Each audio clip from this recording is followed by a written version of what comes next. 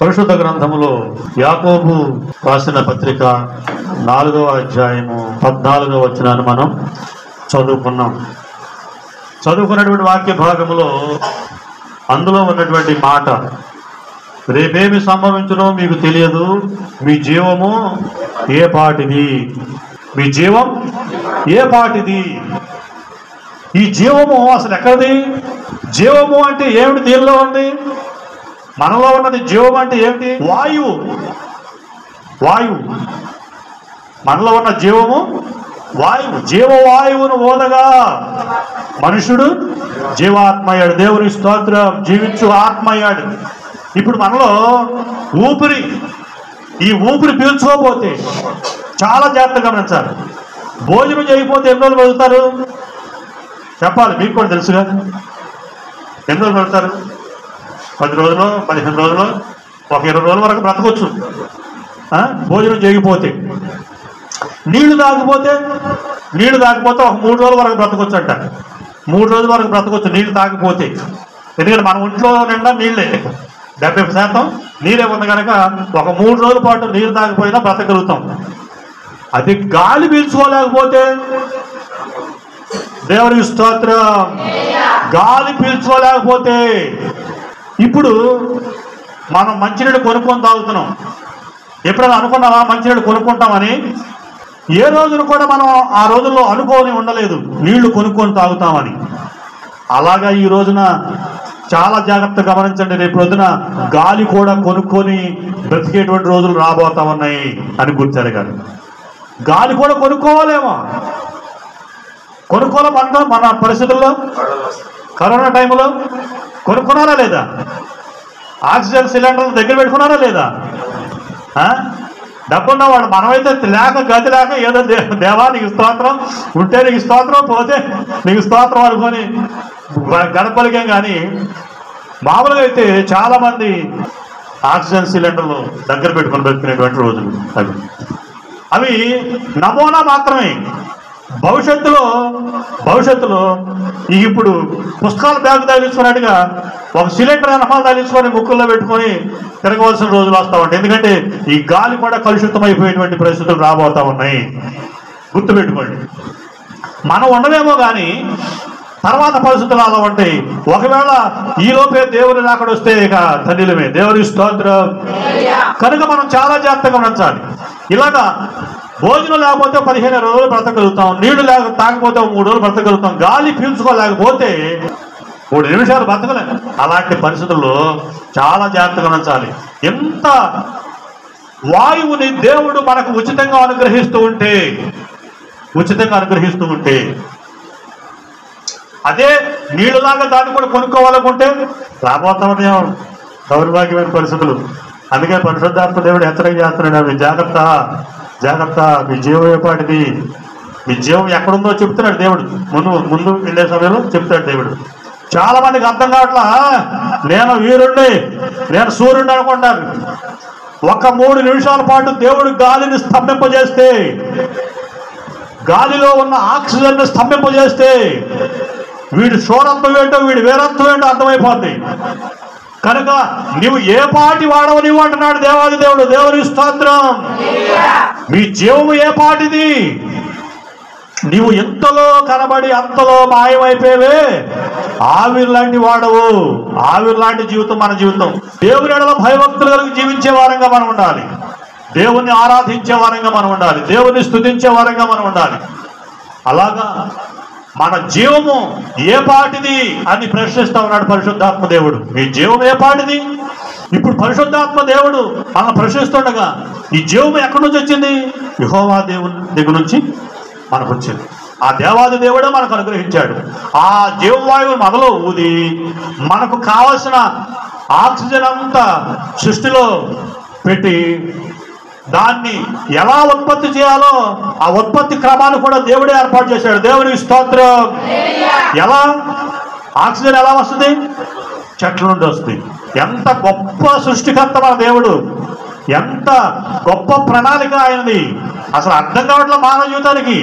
దేవుడు సర్వ సృష్టికర్త అయిన దేవుడు, దేవాది దేవుడు ప్రపంచంలో ప్రతి కొండ గుట్ట చెట్టు ఆ ప్రతి చోట చెట్లను పుట్టించి ఆ చెట్ల నుండి ఆక్సిజన్ రప్పించి మనం బ్రతకడానికి కావలసిన ఆక్సిజన్ సమృద్ధిగా అనుగ్రహించాడు. దేవునికి స్తోత్రం, దేవునికి స్తోత్రం. అలాగా సమృద్ధిగా అనుగ్రహించిన ఆ ఆక్సిజన్ ని మనం ఉచితంగా పీల్చుకుంటూ నేను గొప్పవాడిని, నేను వీరుడిని, నేను సూర్యుడిని అనుకుంటా ఉంటాం. మనందరినీ ఎరిగిన దేవాది దేవుడు మనకి ఈ పాట నేర్పిస్తా ఉన్నాడు.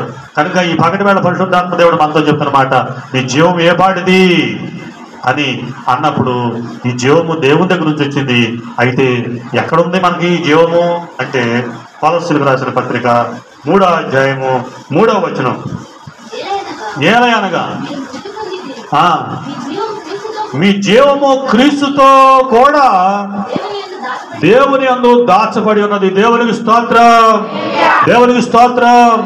మీ జీవం ఏ పాటిది అని ప్రశ్నిస్తూ మనము గనక దేవుని ఎడల భయభక్తులు జీవిస్తూ ఉంటే, దేవుని ఆరాధిస్తూ ఉంటే, దేవుని సేవిస్తూ ఉంటే, ఆయనతో మనం సహవాసం చేస్తూ ఉంటే మీ జీవము క్రీస్తుతో కూడా దేవుని యందు దాచబడి ఉన్నది. దేవునికి స్తోత్రం, దేవునికి స్తోత్రం. అలాగా నీ జీవము దాచబడి ఉంది కాబట్టి ఆ చిన్న ప్రమాదంతో దేవుడు తప్పించాడు. దేవునికి స్తోత్రం, దేవునికి స్తోత్రం. అదే ఆ జీవము ఆ దేవులో దాచబడి లేకపోతే ఏమైపోతాం, ఏమైపోతాం. ఈరోజు అదే జరుగుతుంది ప్రపంచంలో. ఎక్కడ చూసినా మొన్న మధ్య ఒక యాక్సిడెంట్ చూసారా, వార్తలు చూపించారు కదా, కారు వచ్చేసి ఆగకుండా ఆ పెద్ద ట్రక్ కింద దూసుకెళ్ళిపోయింది. ఇద్దరు భార్యాభర్తలు హైదరాబాద్లో చక్కగా ఆ నైట్ అంతా ఎంజాయ్ చేశారట, పుట్టినరోజు వేడుకలు జరుపుకున్నారట. పుట్టినరోజు వేడుకలు జరుపుకొని ఇక తెల్లారి ఆ కాలేజీ, ఆయన లెక్చరర్ అంట, కాలేజీకి వెళ్ళాలి అని ఆ హడావుడిగా వచ్చేస్తా ఉండగా ఇందులో సూర్యాపేట దగ్గర మొత్తానికి ఆ రోడ్డు మీద ఒక ట్రక్కు వీళ్ళు చూసుకోకుండా మరి నిద్ర మొత్తం ఏమో మొత్తానికి ఆ చూసుకోకుండా దాన్ని గుద్దేసేస్తే గ్యాప్ ఉండదుగా, ఒక 5 అడుగులు 4 అడుగులు గ్యాప్ ఉంది. కారు స్పీడ్కి ఆ గ్యాప్లో దూసుకెళ్ళిపోయింది. వెళ్ళిపోతే ఇద్దరు భార్యాభర్తలు అక్కడ స్పాట్లో చచ్చిపోయారు. ఏ పాడిది జీవం, ఏ పాడిది. ఆ రాత్రంతా ఎంజాయ్ చేశారు, సంతోషంగా ఉన్నారు, పుట్టినరోజు వేడుకల్లో సంతోషంగా ఉన్నారు. కానీ తెల్లారేపాటి. అందుకని రేపేమి సంభవించునో మీకు తెలియదు, మనకు తెలియదు. అసలు రేపేమి సంభవిస్తుందో మనకు తెలియదు. మీ జీవం ఏ పాటిది. అలా కొన్ని సందర్భాల్లో మనం శ్రమల గుండా వెళ్తున్నా, కష్టాల గుండా వెళ్తున్నప్పుడు కూడా మన జీవము క్రీస్తుతో కూడా దేవుని యందు దాచబడి ఉన్నది. దేవునికి స్తోత్రం, దేవునికి స్తోత్రం. అలా దాచబడి ఉంది కనుకనే మనం తప్పించబడగలుగుతున్నాం, రక్షింపబడగలుగుతున్నాం. వాగ్దానం చేసిన దేవాది దేవుడు వాగ్దానాన్ని జ్ఞాపకం చేసుకుంటూ ఉంటాడు. నీ రాకపోకలందు యెహోవా నీకు తోడుగా ఉండును అనేటువంటి వాగ్దానాన్ని మన పట్ల నెరవేర్చేటువంటి దేవాది దేవుడు. కనుక మనం ఆయనలో అంటుకట్టబడి ఉండే వారంగా మనం ఉండాలి, ఆయనలో మనం జీవించే వారంగా మనం ఉండాలి, ఆయన ఆరాధించే వారంగా, ఆయనలో భయభక్తులు కలిగి జీవించే వారంగా, నమ్మకంగా యథార్థంగా ఆయన్ని సేవించే వారంగా మనం ఉండాలని దేవాది దేవుడు కోరుకుంటున్నాడు. కనుక నీ జీవం ఏ పాటిది, రేపేమి సంభవించునో మనకు తెలియదు. మనం ఎంతలో కనబడి అంతలో మాయమైపోయే ఆవిరి వంటి వారము. కనుక ప్రభు చిత్తమైతే బ్రతికి ఉండి ఇది చేద్దాం అది చేద్దాం అని మనం చెప్పుకునే వారంగా మనం ఉండాలి. కనుక దేవుని సన్నిధికి వచ్చి దేవుని వల్ల భయభక్తులకు జీవించే వారంగా మనం ఉండాలి, దేవుని సన్నిధిలో గడిపే వారంగా మనం ఉండాలి, దేవుని ఆరాధించే వారంగా మనం ఉండాలి, దేవుని స్తుతించే వారంగా మనం ఉండాలి. అలాగే మనం దేవుని స్తుతిస్తూ ఉంటే మన జీవము క్రీస్తుతో కూడా దేవునిలో దాచబడి ఉంటుంది. మిలిటరీలో పనిచేస్తాడు, సెలవులకు వచ్చాడు. సెలవులు వచ్చిన తర్వాత వాళ్ళకి 1-2 నెలలు సెలవులు ఉంటాయి కదా, సెలవులు అయిపోయినాయి. ఆయన ప్రయాణం వెళ్తున్నాడు వెళ్ళడానికి, మళ్ళా మిలిటరీకి వెళ్ళడానికి ప్రయాణం అవుతుండగా వాళ్ళ కుమార్తె ప్రార్థన చేసుకునేటువంటి ఒక విశ్వాసంలోకి వచ్చింది. ప్రార్థన చేసుకుంటా ఉంటాయి, వీళ్ళకి ప్రార్థన తెలియదు. ఆ కుమార్తె ప్రార్థన చేసుకునేది కనుక, డాడీ మీరు కూడా ప్రార్థన చేసుకోండి అంటే ప్రార్థన అని కోపడ్డాడు. అయినా సరే కాదు డాడీ మీరు ప్రార్థన చేసుకోండి, ప్రార్థన చేసుకుంటా ఉండండి, ఇదిగో కనీసం ఈ బైబిల్ మీ జేబులో పెట్టుకోండి అని చెప్పేసి వాళ్ళు బలవంతంగా కూతురు కదా కాదనలేక తీసి బైబిల్ జేబులో పెడితే ఆ జేబులో పెట్టుకొని అలాగే ఇక పాటల సందర్భంలో వెళ్ళిపోయాడు. వెళ్ళిన తర్వాత జాయిన్ అయ్యాడు. జాయిన్ అయిన తర్వాత ఒక యుద్ధం లాంటి ప్రారంభమైందంటే యుద్ధం వచ్చిందంట. యుద్ధం జరుగుతూ ఉంది. ఆ జరుగుతున్నటువంటి సందర్భంలో ఇదే డ్రెస్ వేసుకుని వెళ్ళిపోయాడు. ఆ పుస్తకం చిన్న బైబిల్ గ్రంథం నాలో ఉంది, కొత్త నిబంధన గ్రంథం. అలాగా చూసుకోకుండా వేసుకుని వెళ్ళిపోయాడు. యుద్ధానికి వెళ్ళిపోతే యుద్ధం జరుగుతున్నప్పుడు ఎవరో తుపాకి గురిపెట్టి పేలిస్తే అది గుడి తక్కువ వచ్చేసేసి ఈ గుండెకి తాకిందండి. గుండెకి తాకాల్సిన పరిస్థితుల్లో ఏముంది అక్కడ? బైబిల్ గ్రంథం ఉంది. దేవుని స్తోత్రం. ఆ బుల్లెట్ అలా తిరిగి దానికి తిరుగుద్ది కదా, తిరిగి ఆ బైబిల్ని పోసేసుకొని వచ్చి పాయింట్ పిన్. మనం కూడా చూడండి, ఇప్పుడు చెదపురుగులు తినేసిననుకో, పుస్తకాలు చెదపురుగులు తినేస్తే ఫస్ట్ బాగా తినేస్తుంది, అలా లోపల వెళ్ళే ముందుగా చిన్న పాయింట్ వస్తుంది. అలాగే ఈ బుల్లెట్ కూడా అలా తిరుగుకుండా దానికి ఉన్న స్పీడ్ బట్టి తిరుగుకుండా వెళ్తుంది. కానీ అది పరిశుద్ధ గ్రంథం కనుక ఏం చేయలేకపోయింది. అయితే అలా తిరిగి వెళ్ళటం వల్ల దానికి హోల్ ఏర్పడి ఆ హోలు చివరి పాయింట్ ఎక్కడ ఏర్పడింది అంటే ఈ కొలసి పత్రిక 3:3 వచ్చి ఆగిందంట. ఆయన గమ్మును తీసి పుస్తకం ఆ బైబిల్ తీసి చూస్తే ఆ బుల్లెట్ ఆ బైబిల్లో గుచ్చుకొని ఉంది. ఆ గుచ్చుకున్నటువంటి స్థితిలో ఆయన బైబిల్ తెలిసి ఆ పాయింట్ చూసాడంట. ఆ పాయింట్ చూస్తే ఈ వాక్యం కనపడుతుందంట, మీ జీవము క్రీస్తుతో కూడా దేవుని యందు దాచబడి ఉన్నది. దేవునికి స్తోత్రం. వెంటనే అక్కడే మోకాళ్ళేసి 2 చేతులు ఎత్తి కన్నీరు గార్చి ప్రార్థన చేయడం ప్రారంభించాడంట. దేవానికి స్తోత్రాలు ప్రభువా, నా జీవమును నువ్వు దాచవించకపోతే ఈ రోజున నా పరిస్థితి ఏమైపోయేదో అని. అలాగా ఈ రోజున మన జీవితంలో మనం క్షేమంగా ఉన్నామంటే, సురక్షితంగా ఉన్నామంటే కేవలం దేవుని దయ, దేవుని కృప అనే విషయాన్ని గుర్తెరగాలి. అందుకని ఎల్లప్పుడూ దేవుని మనం స్తుతించే వారంగా, దేవుని మనం ఘనపరిచే వారంగా మనం ఉండాలి. ఆయన సర్వ సృష్టికర్త, సర్వాంతర్యామి. ఆయనకు అసాధ్యమైంది ఏమీ లేదు. ఆయన తలుచుకుంటే ఉన్నది లేనట్టుగా, లేనిది ఉన్నట్టుగా జరిగించగలడు. ఆయనకు అసాధ్యమైంది ఏమీ లేదు. కనుక మనం ఈ లోకంలో ఉండగా జాగ్రత్తగా ఉండాలి. దేవుని భయభక్తులు కలిగి జీవించవలసినటువంటి పరిస్థితుల్లో జీవించవలసిన వారు ఏం చేశారో మనం గమనిస్తే చదవండి. దినవృత్తాంతం 2వ గ్రంథం. ఆయన కాపాడితే ఎలా ఉండదో, కాపాడకపోతే ఎలా ఉండదో. 18వ అధ్యాయము 31వ వచనం కూడా చదువుదాం. సిరియా రాజు, మీరు ఇశ్రాయేలు రాజుతోనే యుద్ధం చేయుడి, ఆధములతోనైనను అధికులతోనైనను చేయవద్దని తనతో కూడా ఉన్న రథాధిపతులకు ఆజ్ఞ ఇచ్చి ఉండెను. కాగా యెహోషాపాతు కనబడటతోనే రథాధిపతులు అతడు ఇశ్రాయేలు రాజు అనుకొని యుద్ధము చేయుటకు అతను చుట్టుకొని, గాని యెహోషాపాతు మొర్రపెట్టినందున యెహోవా అతనికి సహాయము చేసెను. దేవునికి స్తోత్రం. యెహోషాపాతే మారువేషంలో ఉన్నాడు.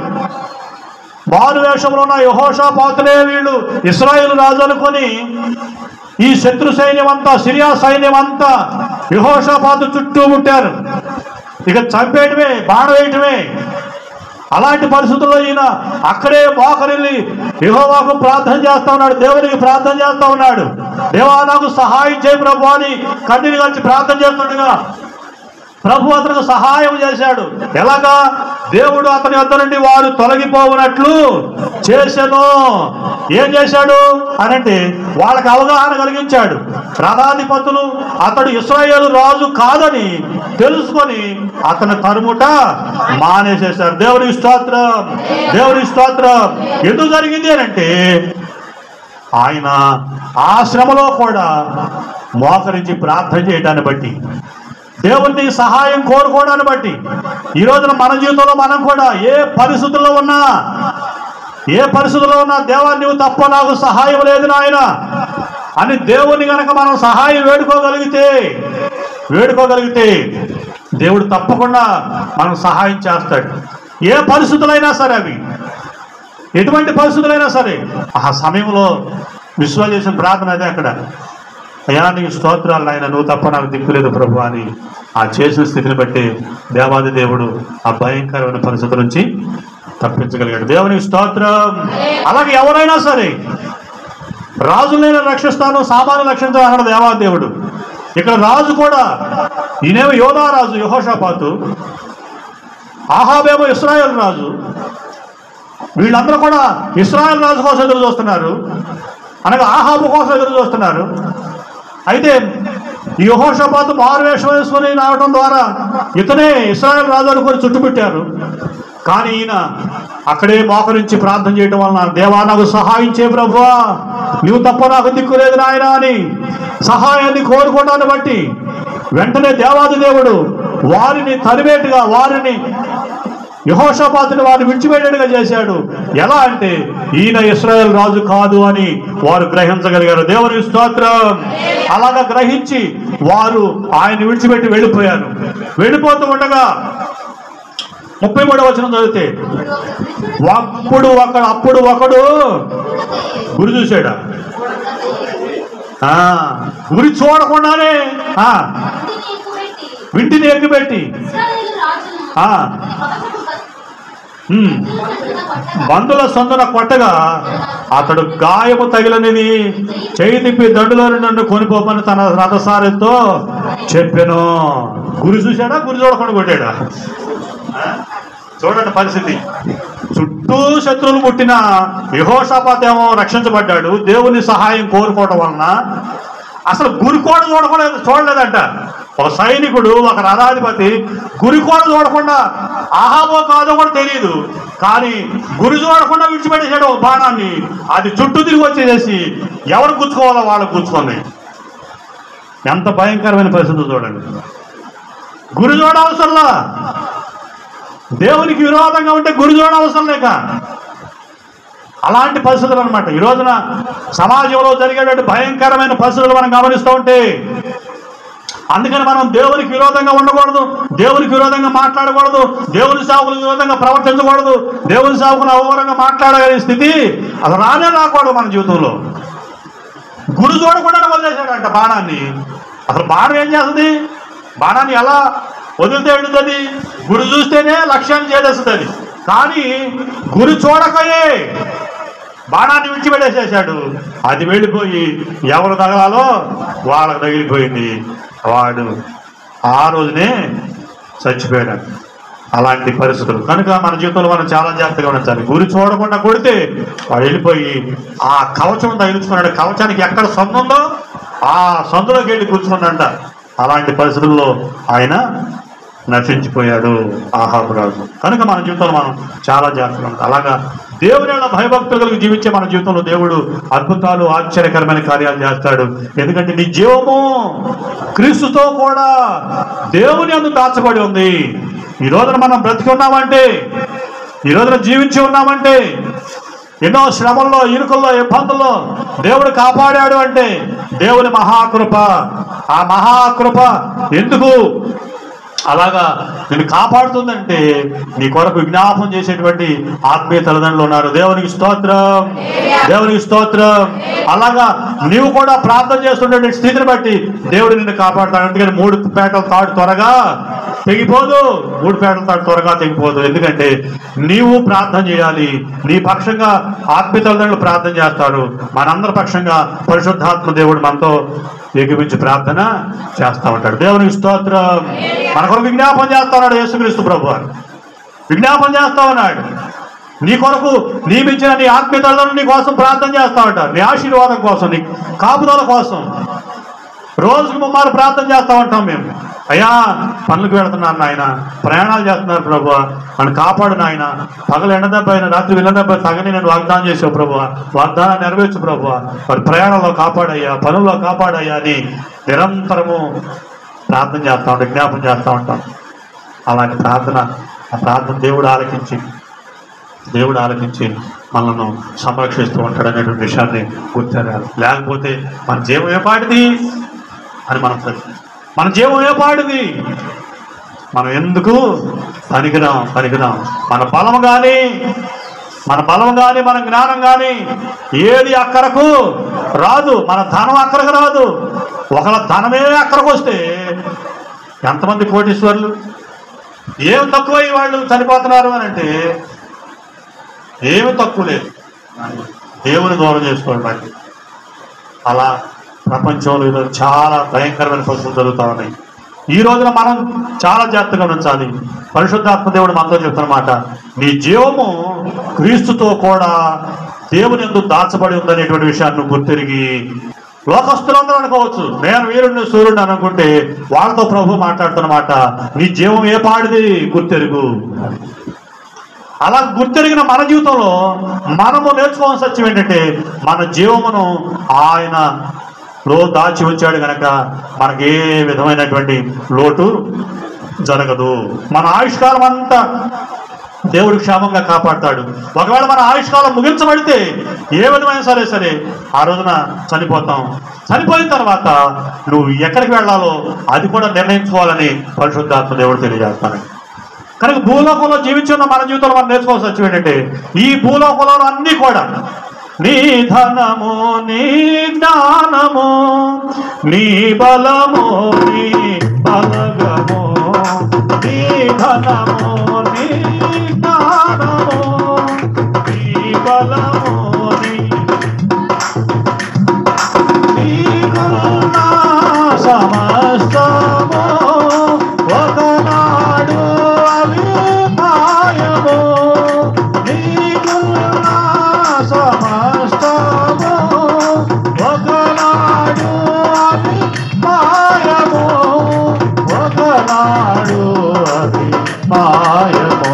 విసరి వెళ్ళి మరలి రాని వాయువలే విసరి వెళ్ళి వాయువలే విశాల మార్గం మరణం, విరుగు మార్గము జీవం. విశాల మార్గం నరకం, విరుగు మార్గము మోక్షం. జీవాహారము యేసే, జీవా మార్గము యేసే, జీవాహారము యేసే, జీవా మార్గము యేసే. విసరి వెళ్ళి మరలి రాని వాయువలే.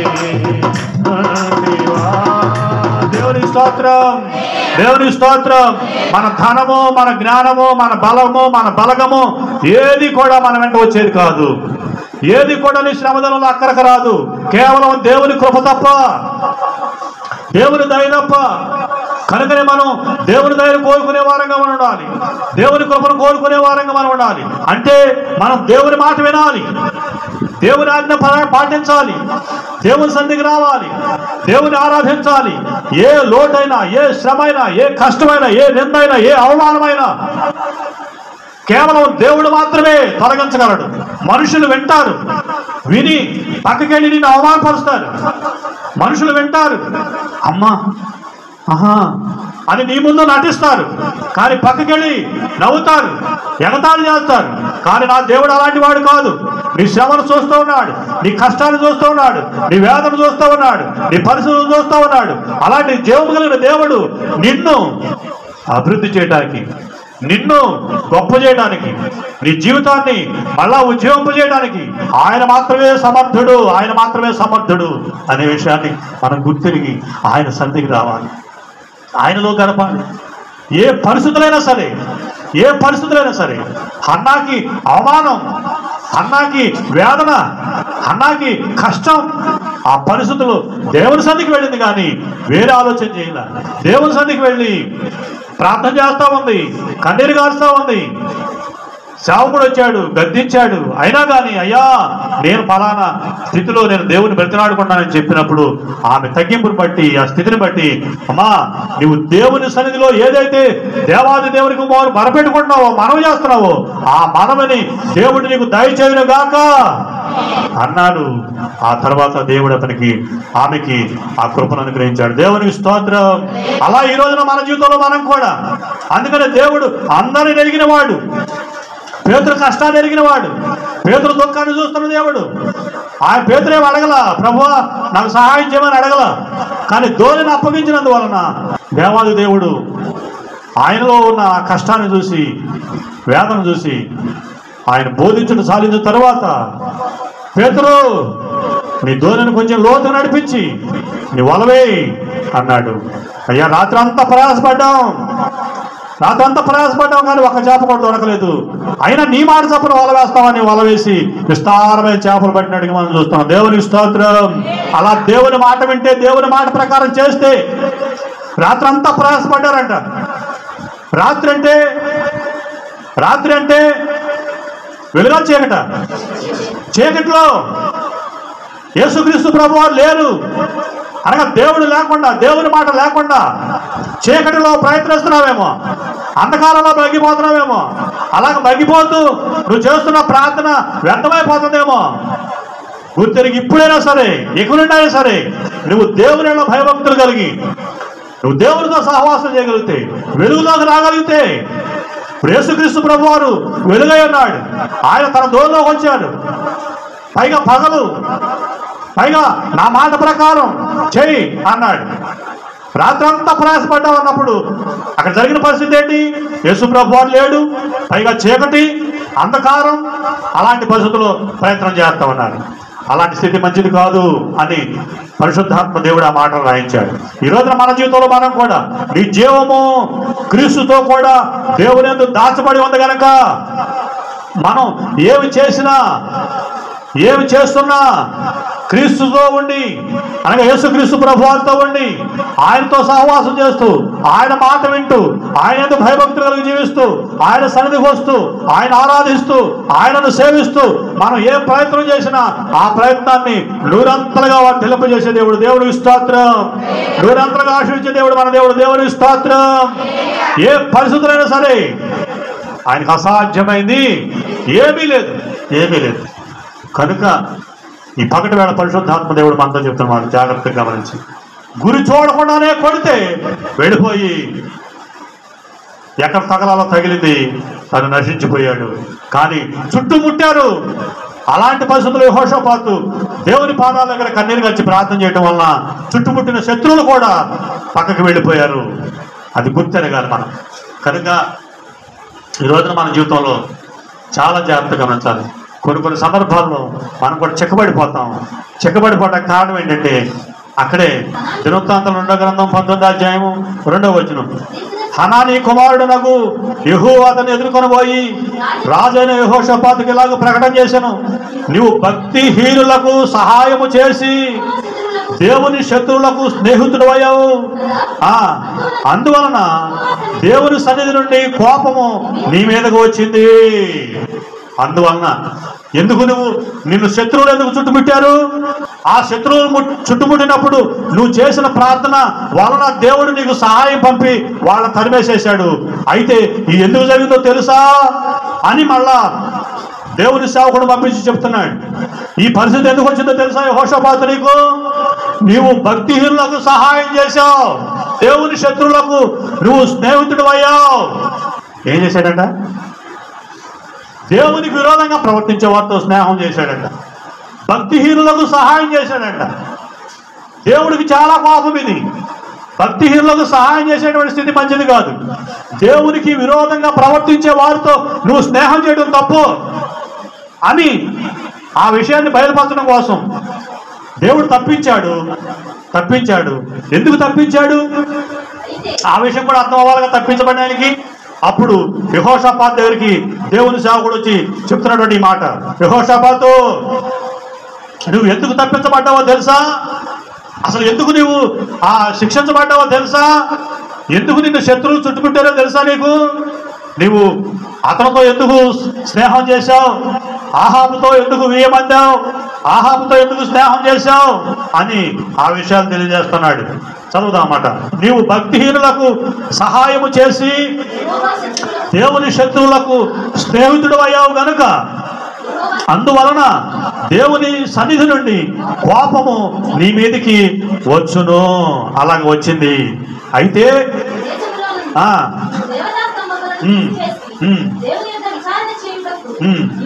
మనసు నిలుపుకొని ఉన్నావు, నీ ఎంతో మంచి క్రియలు కనబడుతున్నాయి కనుక దేవునికి స్తోత్రం, దేవునికి స్తోత్రం. నువ్వు ఒకప్పుడు దేవుని శత్రువులకు సహాయం చేశావు, దేవుని శత్రువుతో నువ్వు స్నేహం చేశావు కనుక ఈ బాధ నీకు వచ్చింది. అయితే నువ్వు వాటిని విడిచిపెట్టావు కనుక మళ్ళా దేవుడు నిన్ను సంరక్షించాడు, రక్షించాడు అనేటువంటి స్థితిని పరిశుద్ధాత్మ దేవుడు ఆ సేవకుడు పంపించి చెప్తున్నాడు. కనుక ఈ పగటి వేళ పరిశుద్ధాత్మ దేవుడు మనతో చెప్తున్నమాట, మనం కూడా భక్తిహీనులకు సహాయం చేసేటువంటి స్థితి ఉండకూడదు. దేవుని శత్రువులతో స్నేహం చేసేటువంటి స్థితి అసలు మంచిదే కాదు. వాడు ఎవడైనా సరే, ఎంతటి వాడైనా సరే, వాడు శత్రువు, దేవునికి శత్రువు. దేవునికి శత్రువు అయినప్పుడు నువ్వు కూడా శత్రువుగానే చూడాలి. దేవునికి శత్రువు కనుక మన జీవితంలో మనం చాలా జాగ్రత్తగా ఉంచాలి. ఆ శత్రువు మాట విని ఇప్పుడు ఎవడు శత్రువు, ఎవడు శత్రువు? మత్తయి సువార్త 13వ అధ్యాయము 25వ వచనం. మనుషులు నిద్రించుచుండగా అతని శత్రువు వచ్చి గోధుమల మధ్యను గురుగులు విత్తిపోయాను. నువ్వు మంచిగా జీవిస్తున్నాడు, నీ జీవితంలో శత్రువు వచ్చి ఏం చేస్తాడట? నువ్వు గోధుమ గింజలాగా ఉండాలని, గోధుమ గింజలాగా ఉండాలని దేవుడు నిన్ను చూస్తుంటే నీ హృదయంలో గురుగులు వెతుకుతున్నాడంట. అంటే చెడు మాటలు వెతుకుతున్నాడు, చెడు ఉద్దేశాలు నేర్పిస్తున్నాడు, చెడు పద్ధతులు నేర్పిస్తున్నాడు. ఎవడు వాడి శత్రువు అంటే 39వ వచనం. వాటిని విత్తిన శత్రువు అపవాది. అపవాది, అపవాది అంటే 2 అంకెం దాకా సాతానుడు. దేవునికి స్తోత్రం. పరిశుద్ధాత్మ దేవుడు మనతో మాట్లాడుతున్నమాట. నీ జీవం ఏ పాడిది అని ప్రశ్నిస్తుండగా మన జీవము దేవుడి దగ్గర నుంచి వచ్చింది. మనకు జీవం, ఆ వచ్చిన జీవము ఈ రోజున మనము క్షేమంగా సురక్షితంగా ఉండడానికి కారణం ఏంటంటే మన జీవము క్రీస్తుతో కూడా దేవుని అందే మళ్ళా దాచబడి ఉంది. అలా దాచబడుతున్నటువంటి పరిస్థితుల్లో కొన్ని సందర్భాల్లో చిక్కబడిపోతున్న కారణం ఏంటంటే నువ్వు శత్రువులతో స్నేహం చేస్తున్నావు, భక్తిహీనులకు సహాయం చేస్తున్నావు, శత్రువుతో స్నేహం చేస్తున్నావు. ఎవడు శత్రువు? సాతానుడు, అపవాది. ఏం చేస్తాడు వాడు? గోధుమల మధ్యలో గురుగులు విత్తుతున్నాడు, గురుగులు విత్తుతున్నాడు.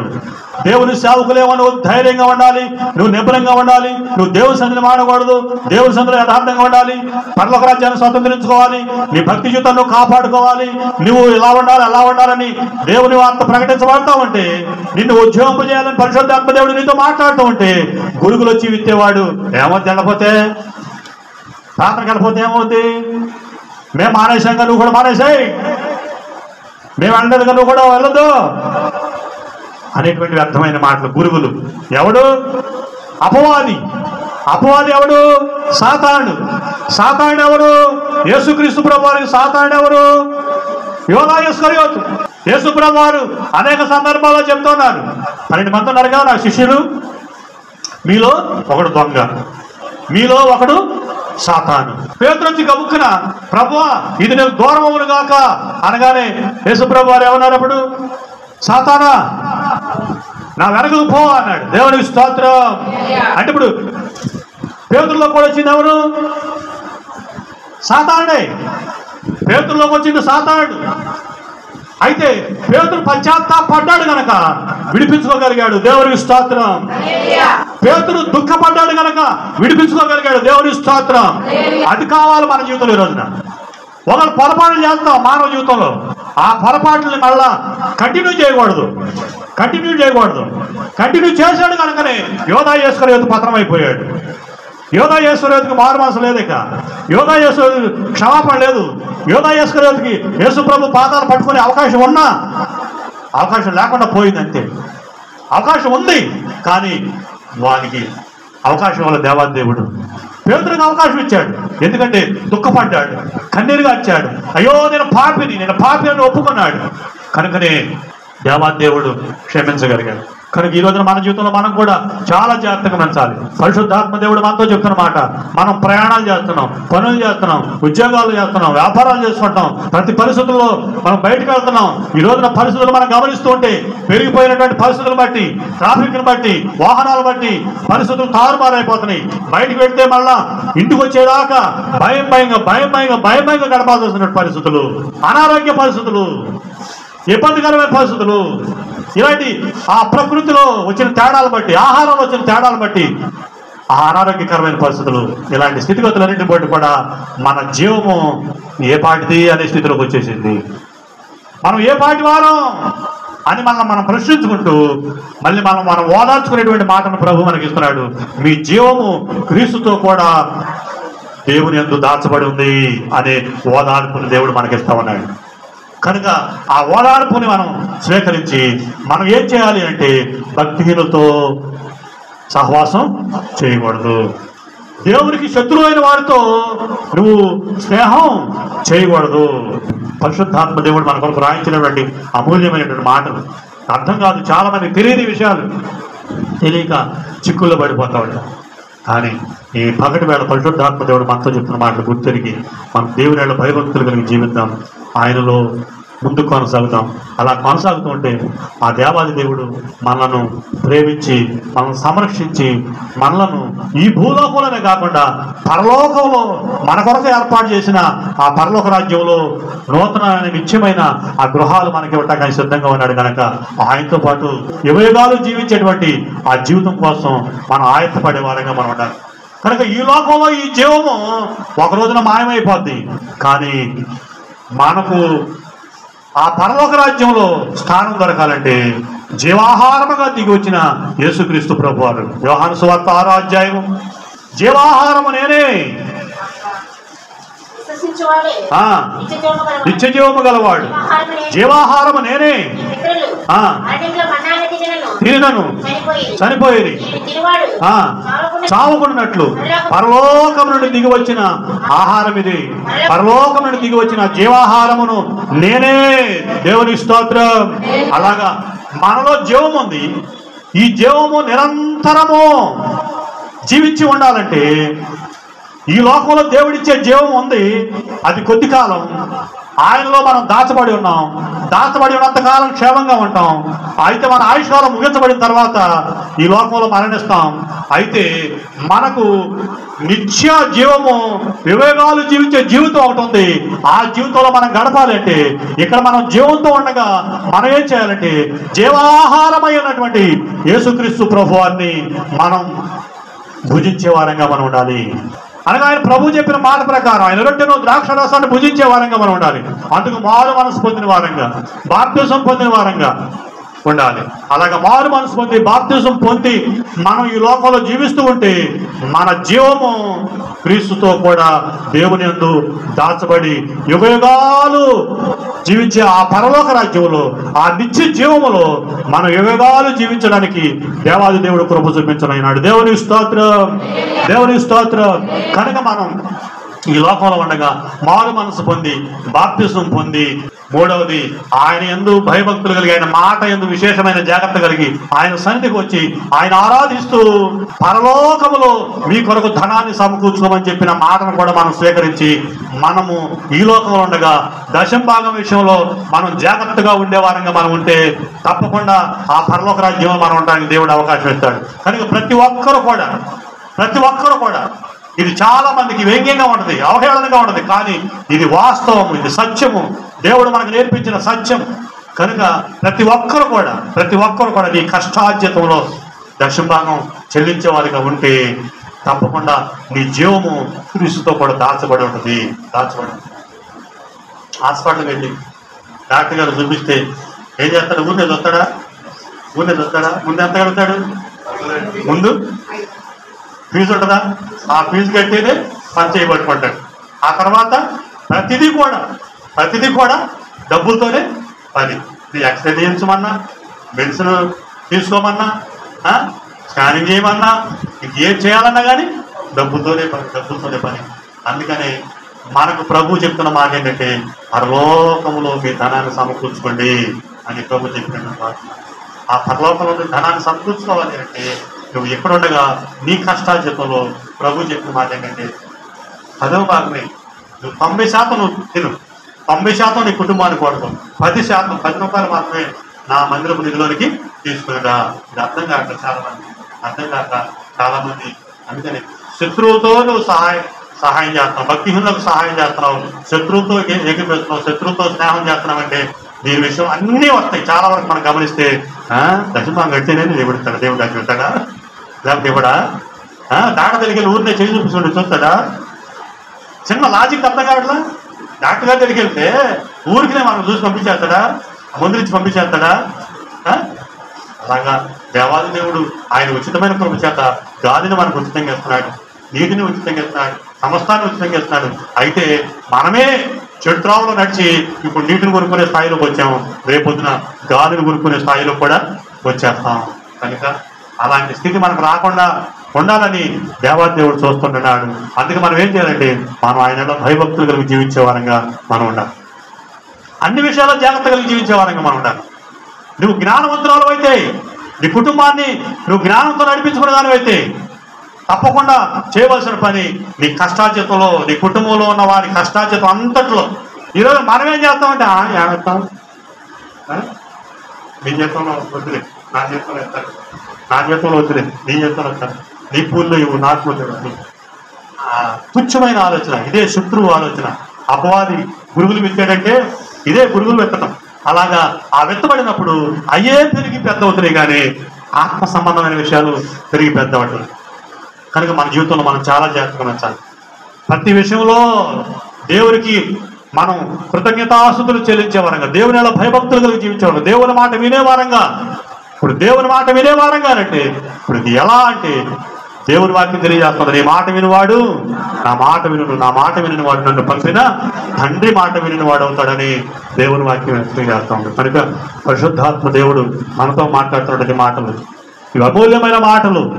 మన జ్ఞాపకం చేసుకొని గుర్తెరిగి విషయాలందు జాగ్రత్త కలిగి ఉంటే నీ జీవము ఎక్కడికి పోదు. దేవునికి స్తోత్రం. ఒకవేళ మన ఆయుష్కాలం అయిపోయిన తర్వాత మన జీవితాన్ని దేవుడు ముగింపు చేస్తే పరలోక రాజ్యంలో కళ్ళు తెరుస్తావు. దేవునికి స్తోత్రం. ఇక్కడ మనం అడుగు తీయటం, పరలోక రాజ్యంలో అడుగు పెట్టడం. దేవునికి స్తోత్రం. అక్కడికి వెళ్ళిన తర్వాత ఏముంటుందో తెలుసా? బంగారు వీధులలో తిరిగేదాను, బంగారు వీధులలో తిరిగేదాను, ప్రియా యేసు రాజులోనే చూచిన చాలు, మహిమలోనే నాయనతో, ప్రియా యేసు రాజులోనే చూచిన చాలు, మహిమలోనే నాయనతో నుండే చాలు, నిష్కలంక పరిశుద్ధులతో, నిష్కలంక పరిశుద్ధులతో, బంగారు వీధులలో తిరిగేదాను, బంగారు వీధులలో తిరిగేదాను. దేవునికి స్తోత్రం, దేవునికి స్తోత్రం. అరకాసు బంగారం సంపాదించుకోవడానికి ఎన్నో తిరకాసులు చేస్తా ఉంటాం ఇక్కడ. కానీ అక్కడంటే ఏమిటంట? బంగారపు వీధులు. మనం గృహాలు కూడా బంగారంతోనే దగదగ మెరిసిపోయే బంగారంతో ఉంటాయట. ఇప్పుడైతే సిమెంట్ రోడ్ల మీద నడుస్తున్నాం మనం, ఈ సిమెంట్ రోడ్లు కాలుతాయి. అక్కడ మనకు చెప్పులు లేకపోయినా బంగారం అయినా చల్లగా ఉంటుంది. దేవునికి స్తోత్రం. దగదగ మెరిసిపోతా ఉంటుంది. దేవునికి స్తోత్రం. అయితే ఆ పరలోక రాజ్యాన్ని నువ్వు తృణీకరిస్తే, ఇక్కడ తుచ్చమైన మాటలు వింటూ ఉంటే, శత్రువులతో స్నేహం చేస్తూ ఉంటే, ఆ శత్రువులతో నువ్వు చేయగలుగుతూ ఉంటే ఏమవుతుందో చూసారా? ప్రారంభ వాక్యం యాకోబు పత్రిక 5వ అధ్యాయము 1వ వచనం నుండి పై 14వ వచనం చదువుదాం. రేపేమి సంభవించునో మీకు తెలియదు, మీ జీవమే పాటిది, మీరు కొంతసేపు కనబడి అంతలో మాయమైపోవు ఆవిరి వంటి వారే. కనుక ప్రభు చిత్తమైతే మనం బ్రతికి ఉండి ఇది అది చేతమని చెప్పుకొనవలెను. ఇప్పుడైతే మీరు మీ డంబవలయందు అతిశయపడుతున్నారు. ఇటు అతిశయమంతయు చెడ్డది. కాబట్టి మేలైనది చేయనెరిగియు అలాగు చేయని వానికి పాపము కలుగును. మేలైంది. ఏది చేయాలని తెలుసు కూడా చేయకపోతే పాపము. ఆ తర్వాత ఇదిగో ధనవంతులారా, మీ మీదికి వచ్చేది ఉపద్రవముల గూర్చి ప్రలాపించి ఏడువుడి. మీ ధనము చెడిపోయెను, మీ వస్త్రములు చిమ్మిట కొట్టినవాయను, మీ బంగారమును మీ వెండియు తుప్పు పట్టినవి. వాటి తుప్పు మీ మీద సాక్ష్యముగా ఉండి అగ్ని వలె మీ శరీరములను తినివేయును. అంత్య దినముల యందు ధనము సమకూర్చుకుంటుని. ఈ అంత్య దినాలు ధనం సమకూర్చుకుంటున్నాం, బంగారం సమకూర్చుకుంటున్నాం, వెండి సమకూర్చుకుంటున్నాం, ధనాన్ని సమకూర్చుకుంటున్నాం. అయితే ఇవన్నీ కూడా నువ్వు దేవునికి విరోధంగా ఉండి చేస్తే, అందుకని నీ ప్రతి పరిస్థితుల్లో దేవుడు నీకు ఇచ్చిన రాబడిలో దశంభాగం కట్టితే అదంతా కూడా నీతియుక్తమైనటువంటి ధనం అయిపోద్ది. ఈ లోకంలో చూడండి, బాగా డబ్బు సంపాదించేవారు, లక్షల్లో సంపాదించేవారు, కోట్లలో సంపాదించేవారు, వాళ్ళు ట్యాక్స్ కడితే ఆ ధనమంతా మిగిలిన ధనమంతా వాళ్ళకి చెందుతుంది. ట్యాక్స్ కట్టకుండా చేస్తే ఏమవుతుంది? వాళ్ళ మీద కేసులు, వాళ్ళ మీద బనాయిస్తూ ఉంటారు. కారణం ఏంటి? వాళ్ళ డబ్బే, వాళ్ళే కష్టపడ్డారు, వాళ్ళే సంపాదించుకున్నారు. అయితే ట్యాక్స్ కట్టాలని రూల్ ఉంది కనుక దాన్ని అతిక్రమించావు కనుక దాని వలన శిక్ష. ఇదే యాక్ట్ రేపు రోజున దేవుని దగ్గర కూడా ఉంటుంది. దేవుడు నీకు ఇచ్చిన మాట, వాగ్దానం నెరవేరాలంటే నువ్వు ఇక్కడ ఉండగా నీవు కష్టార్జితంలో దశభాగం చెల్లించి నువ్వు బంగారం కొనుక్కుంటావు, వెండి కొనుక్కుంటావు, ఏం చేస్తావు అన్నీ చేసుకోవచ్చు, చక్కగా సంపాదించుకోవచ్చు. అయితే అది చేయకుండా నేను సంపాదించాను, నా ధనము, నేను నా కష్టం, నా కష్టార్జితం తీసుకెళ్ళి ఒకడు అన్నాడు. ఎవడో